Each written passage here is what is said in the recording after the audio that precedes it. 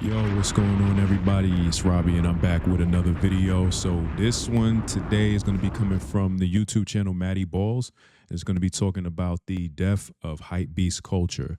Now, for me, I must say, I didn't really get too caught up in hype beast culture, if you will. So when I think of hype beast culture, I think about the like Supreme, Palace, Babe, Off-White, like those really hype brands. You know what I mean? I will say personally, I don't necessarily mind it dying a little bit because now it just means we can get the things we want. Like last year, I got the Nike Supreme crossbody leather bag when they did that drop, and it was smooth. Like I ain't have to, go out my way to get it. I also got the Supreme 40 Acres and a Mule baseball jersey, the black one. Joint is tough, you know what I'm saying? So I'm happy to see it, but we're going to let this video do all the talking and we'll just react as we go along. Make sure you like, sub to the channel, leave your comments. Let's get straight to the video. Dictionary.com defines a hypebeast as a person who avidly pursues trending fashions and newly released products in streetwear, primarily as signifiers of social prestige and financial means. basically someone who follows trends and buys expensive stuff to flex or just for the sake of it being expensive. Recently, I made a video called The Death of Sneaker Culture, where I covered how, well, sneaker culture kind of fell apart. And one of my main reasons this happened was because hypebeasts infiltrated the market, jacked up the prices, and kind of ruined it for everyone. Aside from a few references, I didn't really dive into the overarching hypebeast culture that went hand in hand with sneaker culture, because trust me, it was about more than just sneakers. Yeah, Supreme really made a f***ing brick. Look at this shit. Apparently it would cost like $7 million to build an average size home with these. These figures retail for $6,000 US, though have recently fetched around $50,000 to $100,000 US at auction. They wait in line for 3 or 4 days now. For what? You're probably going to freak out when I show you what they're waiting for. Please do. Yeah, shovels, bricks. Shovels and bricks. We can only thank Supreme for making this their new shovel. So how did brands like Yo, they just did a drop too last week. Supreme made a coffin. I'm like, they pretty much just make anything at this point. They made a damn coffin, a red coffin, and on top it says Supreme. It's crazy. like Supreme have people paying hundreds for a brick? Or how did brands like Cause have people spending thousands on, I guess, toys for adults? I mean, nowadays it's almost like no one cares about a lot of the traditional hypebeast brands. So how did what was once a derogatory term turn into something people proudly proclaimed? I don't wake up every morning and say, hey, how can I do something hypebeast today? How can I be a bigger hypebeast than I was yesterday? Unlike the sneaker video, in this video I'm more interested in what drove an entire generation of people to spend thousands of dollars on clothes strictly because they were popular. And while this super big hypebeast era may be over, I'd argue that it never died. In fact, I think that it's still around today, just in a different way. It definitely is still and around. To understand all of this, we have to understand where the hypebeast came from. Streetwear as a fashion genre typically dates back to the 80s with the creation of Stussy, widely being considered the original streetwear brand. However, a lot has changed from then to now. California's Sean Stussy only ever started his brand because he got into the habit of making shirts for his friends, featuring his iconic graffiti signature. Stussy is one of my favorite brands, next to mine's, of course. Yeah, Stussy's definitely one of my favorite brands. Not in every store on the block, so people still really want it. Like it could right now be in a lot more stores and be like a big thing that was doing like double the amount of sales of the stuff. But then, you guys wouldn't be here wanting to talk about it, and all my homeboys wouldn't want to wear it because everybody else did. So there's really a fine line and a natural like growth pattern to it. Frank and I never were like big shot kind of wannabe greedy guys. We've really like tried to like be true to ourselves and like have it from the soul more and not like say yes to a bunch of money. But since then, the relatively underground fashion genre has spawned a bunch of subgenres, which include the hypebeast, which is often categorized as a specific highly brand-driven subgenre of streetwear. It's funny, I actually have that bucket hat upstairs, the black one with the Chanel logo on it. I might wear that on one of these videos. Success of streetwear can be attributed to the power of youth movements and counterculture. Back in the early 2000s in online fashion forums, the term hypebeast was actually used as a derogatory term. And for a long time, being a hypebeast was a bad thing, especially since individuality was prized in those days of fashion, and many at the time viewed being a hypebeast as the opposite of that. Like many online terms though, as hypebeast began to me and him have the same birthday. Me and Nigo. He created Bape. gain traction and grow notoriety, the meaning behind it changed. A large part of this is thanks to the blog site called Hypebeast. Kevin Ma, who started the brand, said, "The term Hypebeast had a negative connotation when we first used it because it meant that you were just following hype. And I thought it was funny to use this name. I didn't think about it too much." Nowadays, hypebeast can mean a lot of different things for different people, but this would continue to evolve. Remember Stussy? Well, they're not only one of the first streetwear brands, but they also played a major role in spawning some of the big brands we know and love today. And I'm not talking just subtle inspiration here. Yep, James Supreme. Jebbia, the founder of Supreme, worked closely with Stussy before launching his own brand. From 1991 to 1994, James partnered with Sean Stussy to help run and establish the first Stussy store in New York City. He applied the tribe mentality and drop model. See, a lot of this stuff I'm actually already familiar with. I have the Supreme book in my storage, and then just my own research because I'm into clothes and fashion. So I studied a lot of these brands and how they move. So learned at Stussy to build Supreme. When a lot of people think of the Hypebeast era, Supreme is often the first and most iconic brand that comes to mind. What started as a small skate shop in New York became one of the most famous clothing brands in the world. However, at first it wasn't even a fashion label. It was a simple store made for skaters with a big open space in the middle so people could skate inside. The first collection stuck to the basics, including t-shirts, hoodies, and hats. It was nothing fancy, but it was very real to the skate culture of the time. And one of the smartest things Supreme did was keep their drops limited. By only releasing a small number of each item, things sold out quick, which made people want them even more. This concept helped create the sense of hype, leading to excitement and then even competition. Fans started lining up for hours and even days before new drops. Supreme made shopping feel like a game. You had to be quick, lucky, and dedicated, and that made every single product feel special. Basically, when a hypebeast brand— and all of these guys that you're seeing here have all grown up. A lot of these guys were teenagers at one point. Now they're grown adults. If you were paying attention or on the fashion scene during the entire 2010s, you know that Supreme was the holy grail. Like, they couldn't miss. Every single drop, they were selling out. You know what I mean? Now it's kind of fizzled out because they kind of, I guess, oversaturated the market. And I think they got brought out by the VF Corporation, if I'm not mistaken. So, you know, things changed a bit. But they were running shit during the 2010s. And like Supreme announced an upcoming drop, a few different things would happen. At physical locations, people would line up for hours and hours ahead of time in hopes of getting their hands on some Supreme gear from the new release. Sometimes there would be some genuine shoppers who wanted a piece or two for themselves, but other times you'd have resellers going in to grab up as much as they could. The internet side of things works similarly. Sometimes there were online queues with, again, a mix of personal shoppers and resellers. However, the online resellers had the unique advantage of using bots to beat out their competition and get a chance to buy everything first. They also sometimes would pay people to wait in line for them, but bots were definitely a more common practice. Regardless, as time went on, the already exclusive merch became harder and harder to get at a reasonable price, which inevitably became a worse and worse problem as time went on for the community, and I'm sure you guys can see how this eventually became a major issue. But it wasn't just Supreme that was rapidly growing into the scene. Bape was another brand that started popping up everywhere with their iconic ape head logo. From its origins in the streets of Harajuku, Bape has been around about as long as Supreme. It's just that, you know, Bape took off. I mean, they really took off relatively around the same time because, you know, Bape was started over in, I want to say Japan or something like that. But they pretty much, that's the thing. I don't have anything Bape. My son, he had a Bape shirt when he was like 3.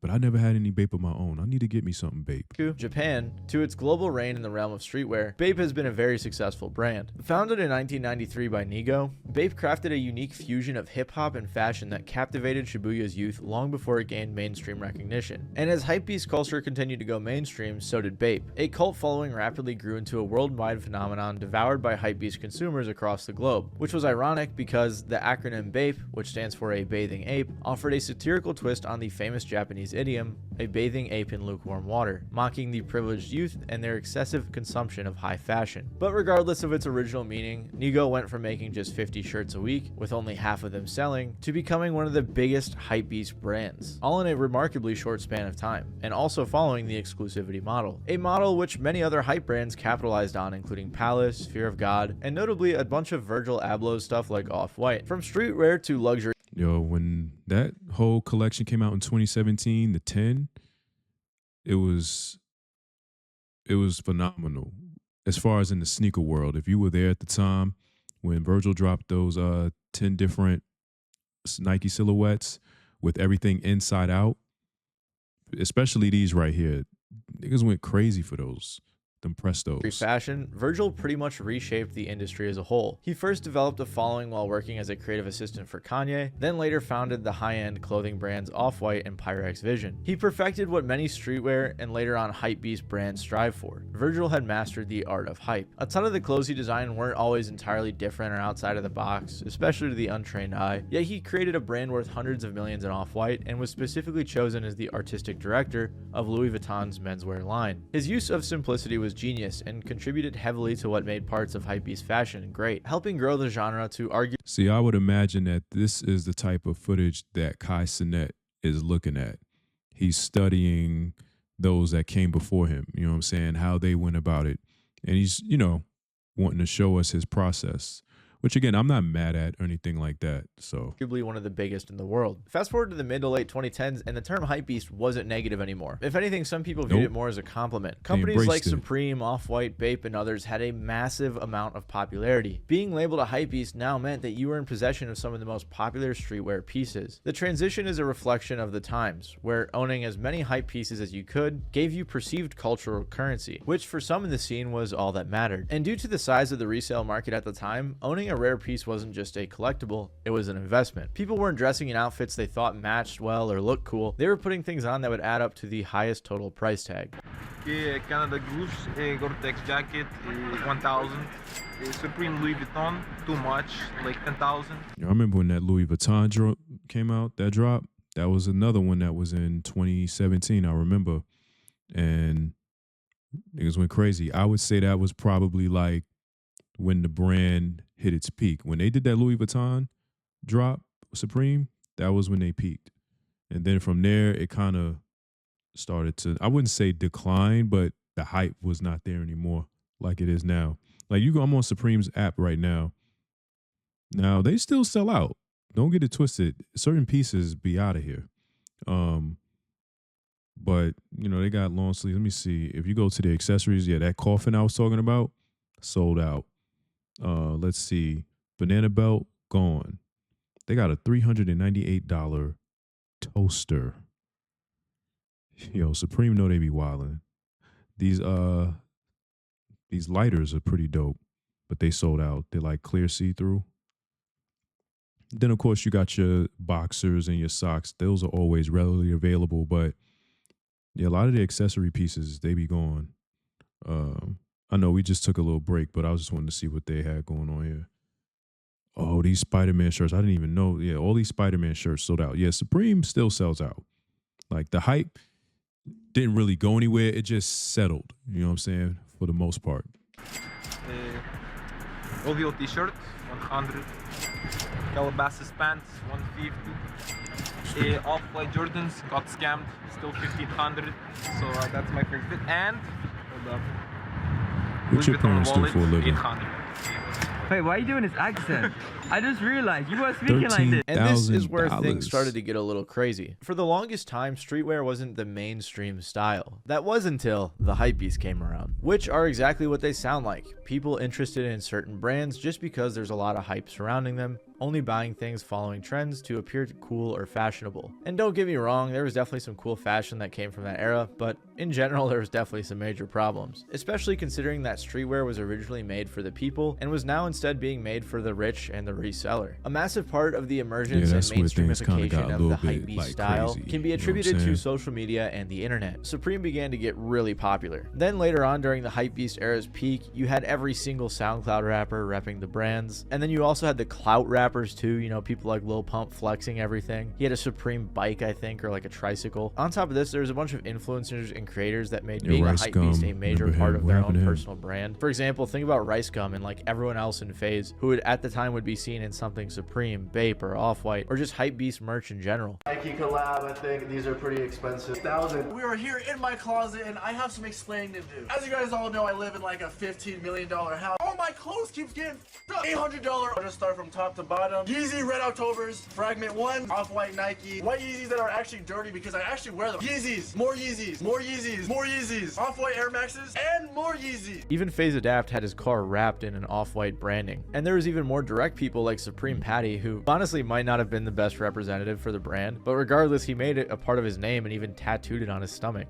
So I looked up on like the internet, like Instagram Not name familiar generator. with this dude, but so it would like make you plug in like 7, 8 words, blah blah, and then it had a list of them, and like that came up. Anyway, at this time there was tons of other YouTubers like Blazendary or Kaisomar doing things like fit checks or talking about how expensive everyone's outfits were, and people like Kaisomar, for example, were proud to be a hypebeast. It was something they proudly admitted and represented. I don't wake up every morning and say, hey, how can I do something hypebeast today? How can I be a bigger hypebeast than I was yesterday? If you actually go back on my YouTube channel to my very first videos, because, you know, these reaction videos, this is something new that I'm doing. I've been on YouTube really since 2007, but the very first video on this channel was my sneaker collection. And this was back in 2010 when I was living with my grandparents, 20 years old, no kid. And I just had money to spend on clothes and sneakers.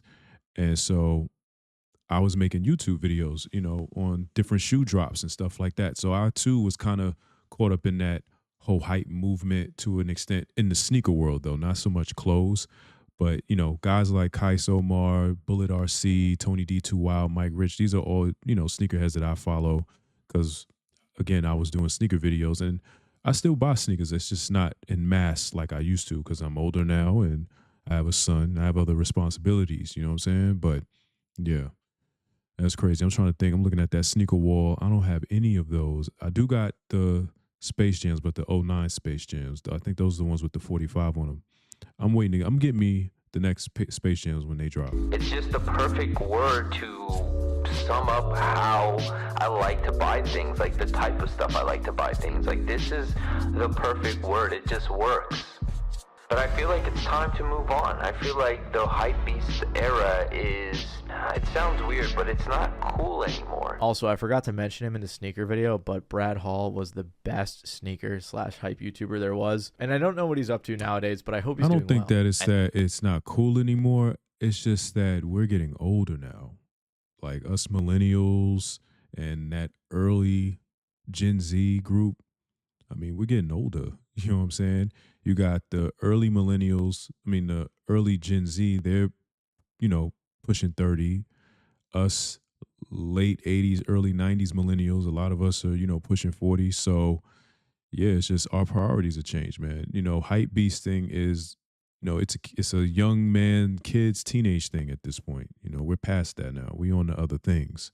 We've done it all. You know what I'm saying? I think the shirt I'm wearing is perfect for it, so I'm going to go with that.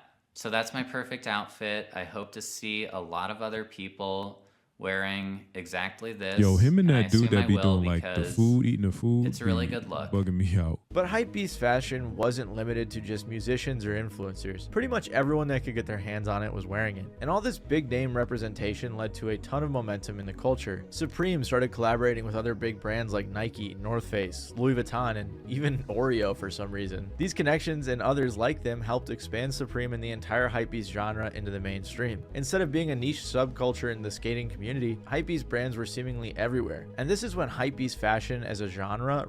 See, I know I'm stopping the video, but, you know, it wouldn't be a reaction if I didn't. But see, this is the thing. These brands were coming for Supreme because for whatever reason, they just had this effect on people at the time when they were at their peak. It's like, oh, it's Louis Vuitton, but let's throw Supreme on it. And that just sent the price through the roof. I remember when this came out, they had the jean jacket and they had a couple of other things. But when this drop came out, that was when Supreme was just like at the top mountaintop. They just couldn't be touched. Really took its form as a distinct style. This is when I think streetwear got Pinterestified and diversified. What I mean by this is that before the mid-2010s, the idea of styling at the height of hypebeast fashion was pretty non-existent. You might disagree with me and think that your outfit from 2016, where you combined a Supreme BOGO t-shirt, some ripped jeans and Yeezys, was a very well thought out stylistic expression of your individuality or whatever, but at least the way I remembered that era is that the most revered outfits were either ones made up of matching clothes from the same drop, you know, Gully Guy Leo core, or... Do any of y'all remember the whole Adidas, like, track pants with the Jordans? Any of y'all remember that? I'm not going to cap. I was one of them ones. I got a picture on my Instagram from, I want to say 2014. I had on and I hate to even be saying this because I'm not even an Adidas dude like that. I'm Team Nike. Y'all know that. But like those particular track pants that Adidas made, they just fit perfect with Jordans. You know what I'm saying? It was just something about them, you know, you can unzip the side, but those pants, if you know, you know, those were very, very popular. They had them in different colors. I had them in blue. They were black with the blue stripes. And then I had the red with the blue, the black with the red stripes. And then I had the, you know, traditional, most common one, which was the black with the white stripes on the side. And I would wear those with my Jordans. It just, that fit. But I stopped doing that, though. I stopped cross-contaminating. Or just piling on as much expensive, loud clothes as possible. The modern hypebeast.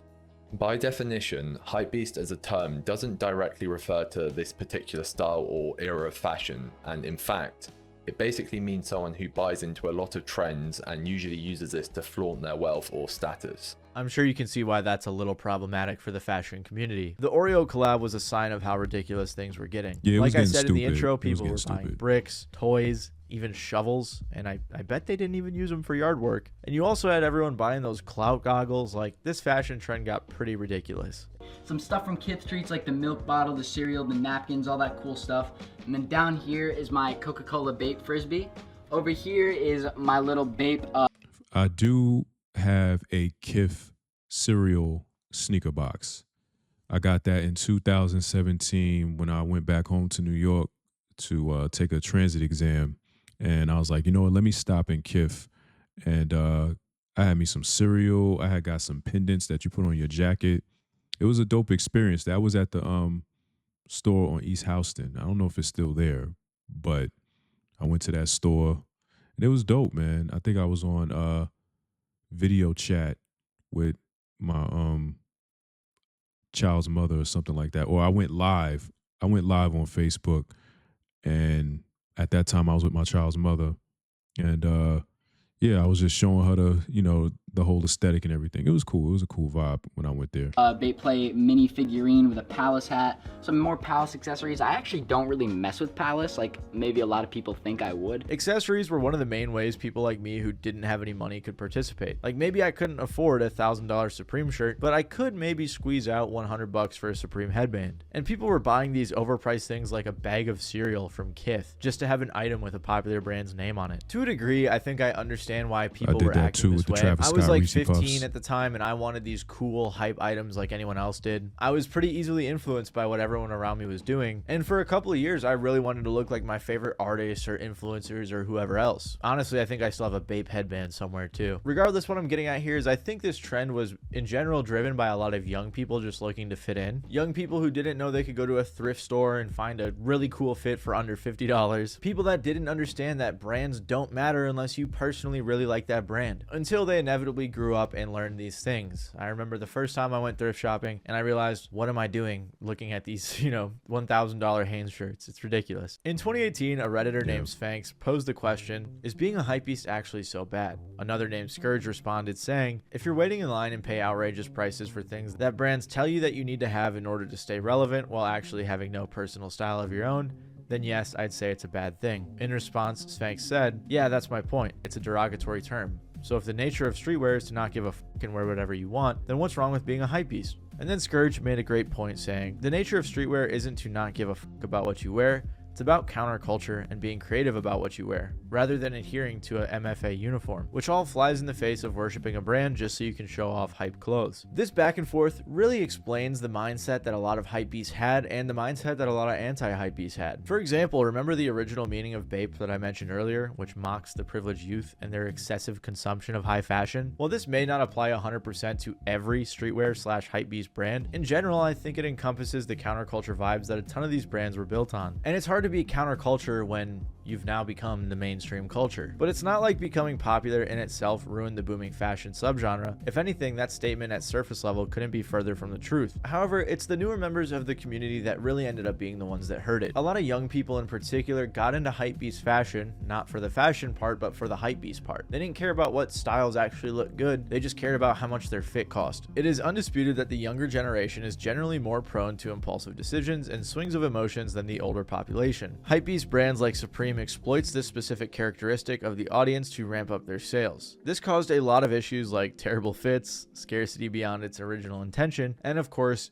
giant prices on the aftermarket. Hypebeast culture and consumerism pretty much started to kill streetwear. A ton of iconic streetwear brands were originally independent clothing labels founded by and for underground sub-communities and subcultures. And the hypebeast era flipped this on its head. Now these clothes were for the rich that could afford it, or the resellers that had bots and could snag them up before anyone else. But thankfully, this wouldn't last forever. Resellers, scalpers, and hypebeasts really seem to be the ones that cannibalized themselves and killed this era. Reselling has a lot to do with the negative connotation many associate with streetwear. It's arguably streetwear's most toxic trait. A shirt that probably costs less than $10 to make can retail for 80 bucks and then resell for over 250 just because it has the words "a bathing ape" on it. While exclusivity in fashion is already sort of controversial, streetwear culture takes that to a whole new level, feeding off of the exclusive nature of limited drops. For those addicted to hypebeast fashion, missing out on a drop, as one article said, is like losing a family member. Hypebeast fashion leverages supply and demand to the max, and if there's too much supply, the demand just won't meet it. If every hypebeast could have as many Supreme box logos as they wanted, it wouldn't be special anymore. The resale culture was extremely responsible for creating the hype of these items, and it really aided in the mindless consumerism, which was people just buying stuff because it had a high price tag, which then in turn reinforced the reasoning for them having a high price tag.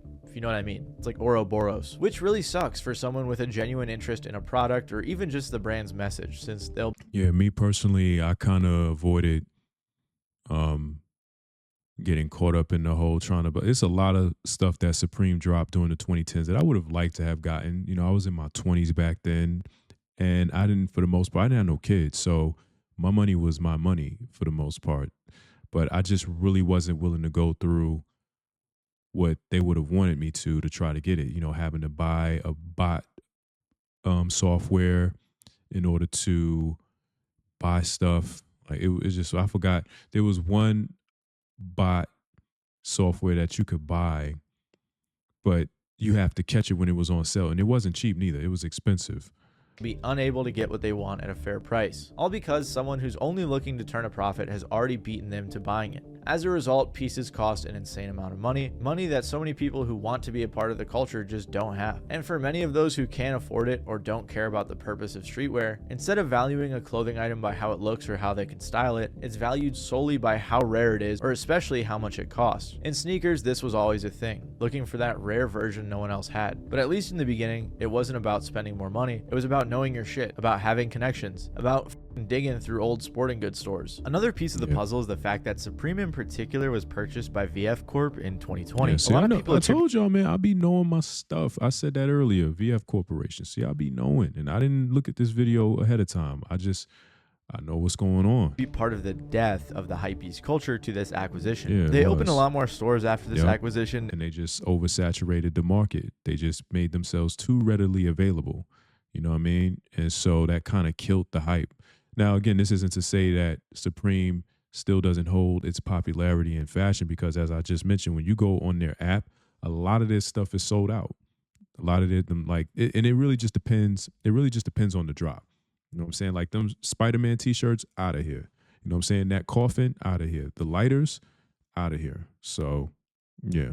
and even allegedly changed production from their traditional higher quality Canadian manufacturers to sourcing a bit more from some lower quality producers in China, but I'm not entirely sure how accurate that part is. Regardless, there was a decline in Supreme's revenue in 2023, and it's even being reported that VF Corp wants to sell, so they might not have managed Supreme the best. And while many have argued that the hypebeast era is dead, like I sort of suggested earlier, I don't think that's entirely the case. The hypebeast era, trend, and fashion style of the mid to late 2010s is dead for sure, but the general sentiment of being a hypebeast, in my opinion, is far from gone. In fact, it's always been here, and I think it always will be. Many fans of fashion seem to have grown out of certain brands like Supreme, Bape, and Off-White. Although don't get me wrong, it may not be their mainstay anymore, but a ton of yesterday's hypebeasts will still get stirred up over a new or interesting Supreme collab, like that Spider-Man one I just saw floating around. Yeah, by the start of the 2020s, I think people got a bit sick of just having all the gear and no idea, and wanted their outfits to say a little more than just I have something you don't, or I have more money than you.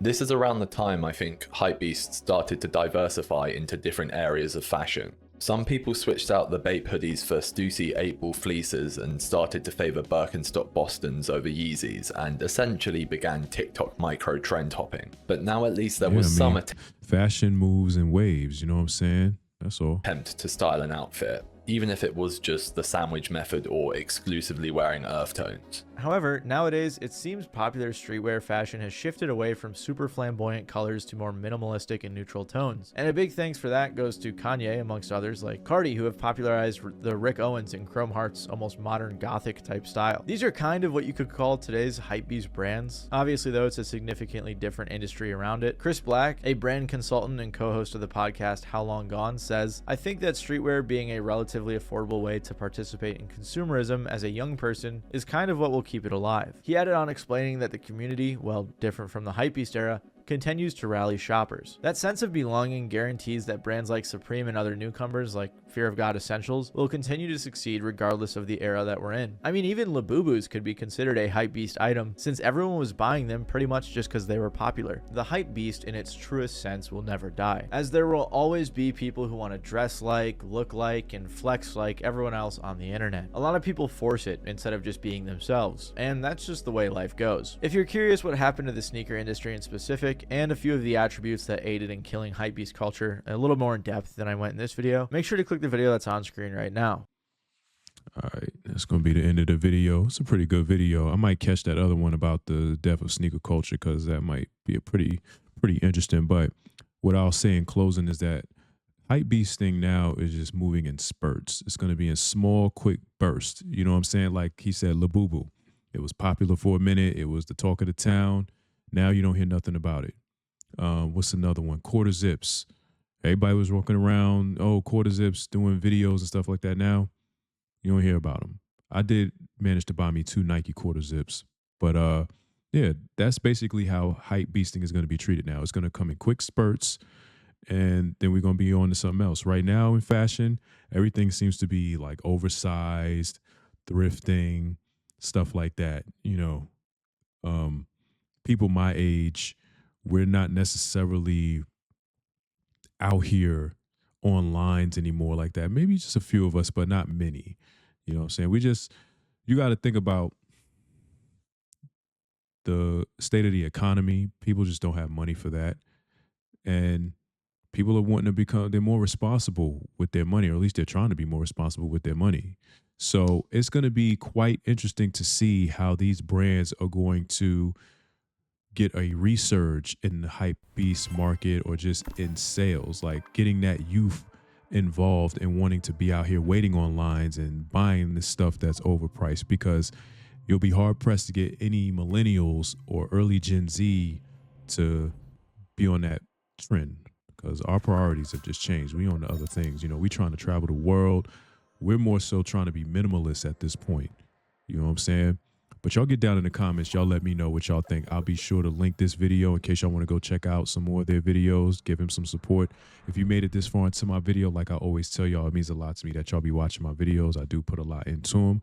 Make sure you, again, like, sub to the channel. And until the next video, it's Robbie. I'm out of here.